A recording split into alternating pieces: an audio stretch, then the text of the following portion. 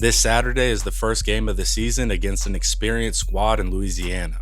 Let's scout their team and see what to expect from Billy Napier and the gang. Who are the star players? How is their scheme designed? How does their coaching elevate their game? As always, don't forget to pick up your new hat for the season at Last Stand Hats. Use promo code TexasHomer, all caps, for 10% off your purchase at laststandhats.com. Now let's see what to watch out for when the Louisiana Ragin Cajuns come to town. Without further ado, let's get into it.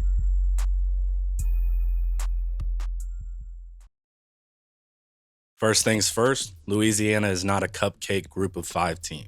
Ideally, with brand new coaches, with brand new schemes, we would face a less skilled opponent. It would allow us to what amounts to a glorified scrimmage, essentially. We do not have this luxury beginning with Louisiana. I've been keeping my eye on that program over the past couple years due to their head coach. Billy Napier is an excellent head coach, and he has been ascending for several years now. His resume features being the offensive coordinator for Clemson. In his first season as coordinator, Clemson put up 436 points and 54 touchdowns, and finished as the ACC Atlantic Division champs. Napier then coached as the Alabama wide receivers coach for 5 years.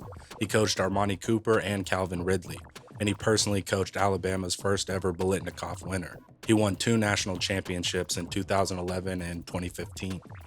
Napier then went on to a season as the offensive coordinator / associate head coach at Arizona State, before becoming the head coach of Louisiana Lafayette in late 2017.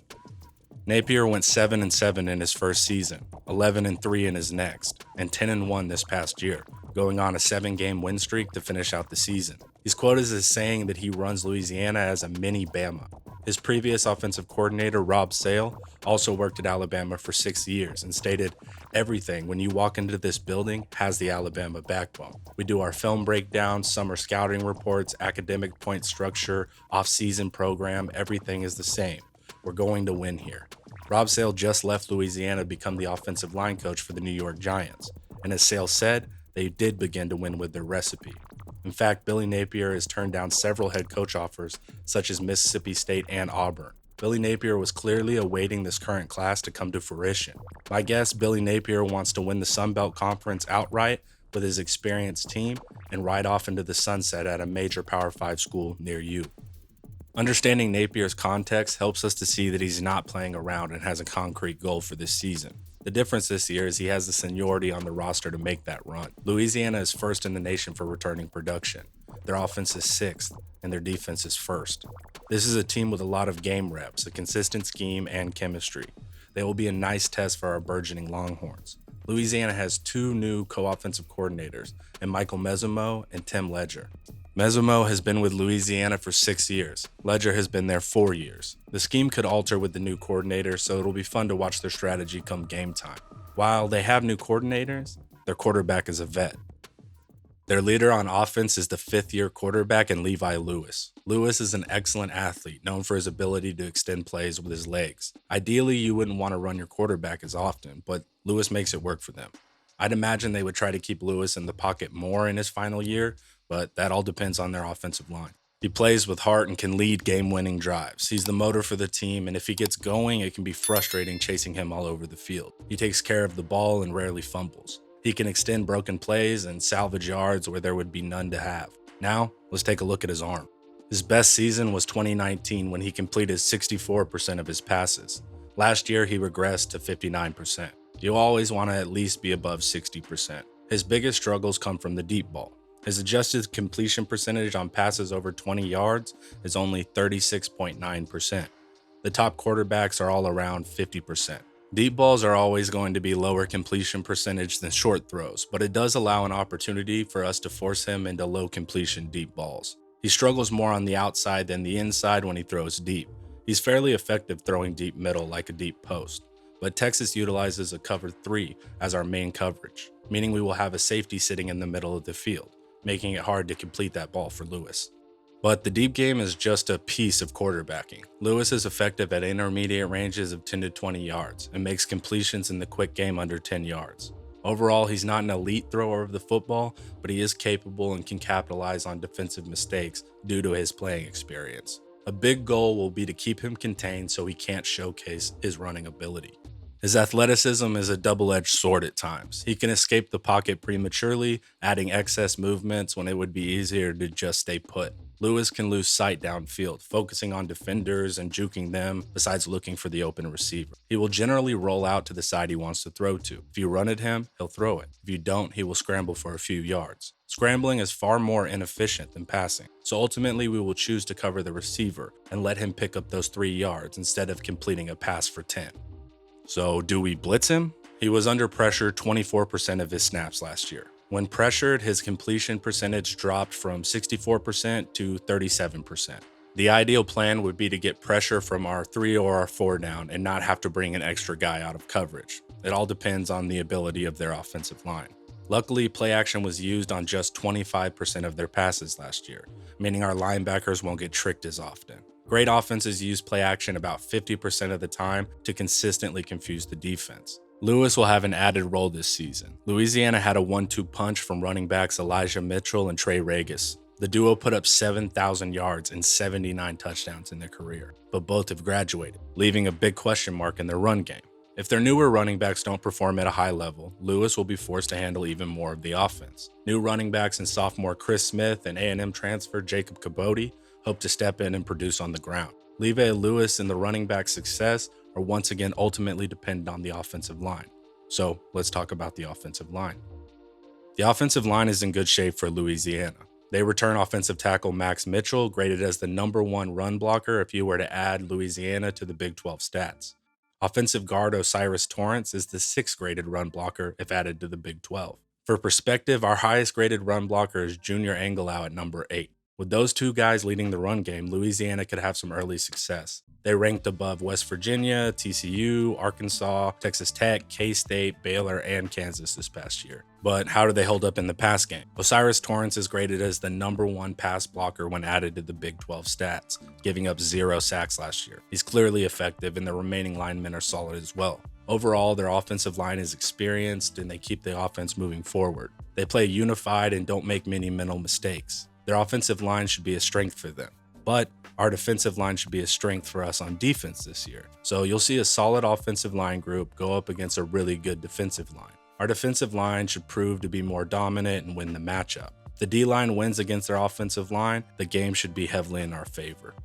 On the outside, Louisiana has a physically large group of receivers. They return 6'3", 212-pound Kieran Lacey, 6'3", 218-pound Jalen Williams, and 6'2" Peter LeBlanc. Lacey is starting his sophomore campaign, and he's looking to add more buzz from last year. These large receivers are looking to play physically and compete for the jump ball. They struggle to complete oddly, all of them averaging about a 53% catch rate. Top receivers catch about 70% of their catches, but our defensive backs are deep and experienced this year. I expect physicality from the Texas DBs this game to combat the size of Louisiana's wide receivers.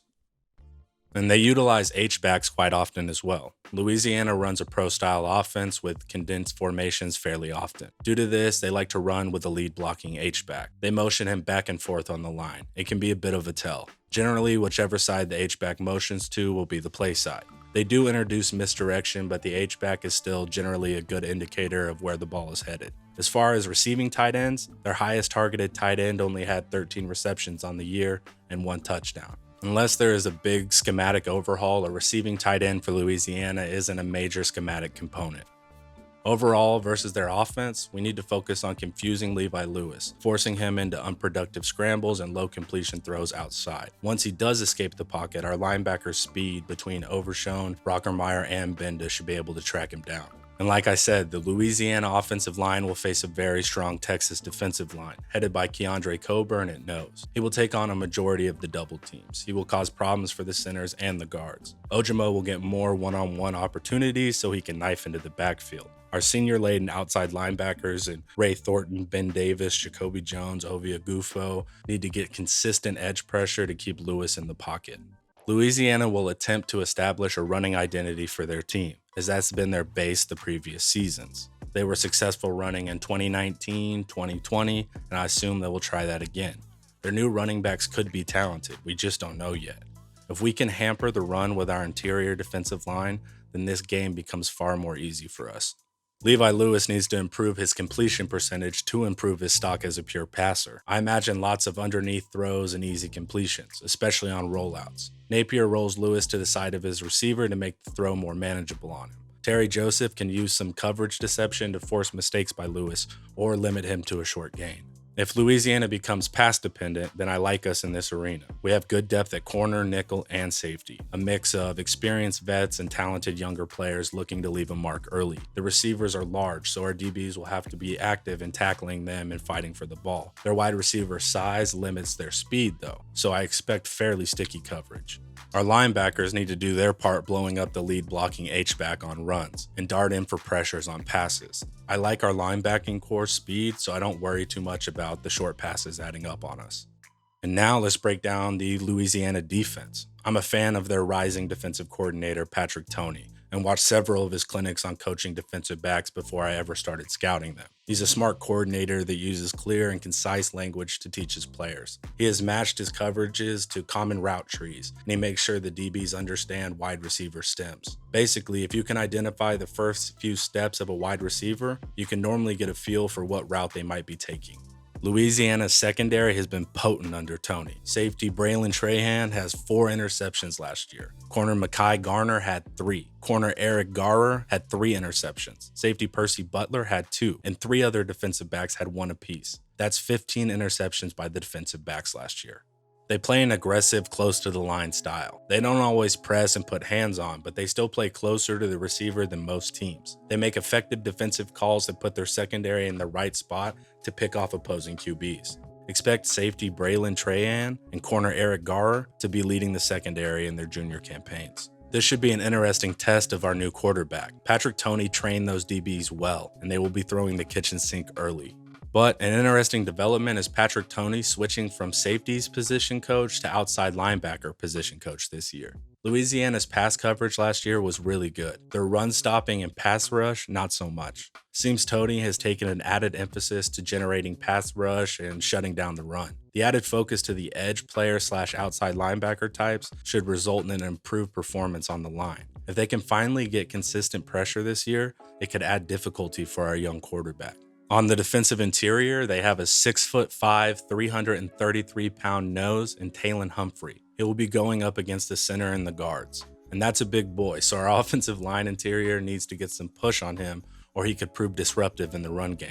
At defensive tackle, All Sun Belt Conference Zion Hill is talented with positional versatility. He's undersized at only 6'1" and 280 pounds, but he's a very adept pass rusher up there with the top 3 in the Big 12. If Talon Humphrey gives our center and guards problems, then that makes Zion Hill's job easier. Focus on limiting Humphrey at nose, and you can devote more resources to the quick Zion Hill. The inside linebackers aren't particularly menacing in size. Farrod Gardner and Lorenzo McCaskill posted the best stats, but both of them were still in the bottom half if added to the Big 12. So we will see if those linebackers improve their output with another year of experience under their belt. They trigger on the ball well and know their assignments, so we could see more statistical production from that position group in this coming year. In order to win, our offense should look to attack on the ground with Bajan. If we can win against their nose and defensive tackle off the bat, then it opens up an easier path of pounding the ball until Bajan pops off for one of those crazy runs. If the run game is struggling, the game becomes more difficult against the ball-hawking secondary. Their DBs play close to the ball, so short passes aren't freebies. Our best bet will be the RPO over the middle, over that less than stellar linebacking core. But they could take those routes away by aligning their defensive backs strategically. It should be fun to watch the chess match between our coaches and talented rising coaches in Napier and Toney. If running is easy for us, then the game should be as well. Overall, it's a unique environment. We get a full stadium after COVID that should provide a good home field advantage, but Louisiana was able to win against Iowa State in Ames last year. If any group of 5 team could upset a Power 5 opponent in Week 1, it would be Louisiana. Napier is an excellent coach with a rising defensive coordinator who can play call interceptions and confuse young quarterbacks. It's the most experienced team in the country with years of schematic and cultural consistency. This will be a really fun Game 1 test for our new Longhorns. Ultimately, I believe our defensive line will overwhelm and our run game will prove too much for them. But that's why we play the games any given Saturday. And I can't wait for the season to start. It's almost here, y'all. Thanks for hanging out. Watch more of my videos here and consider joining as a channel member. As always, hook 'em.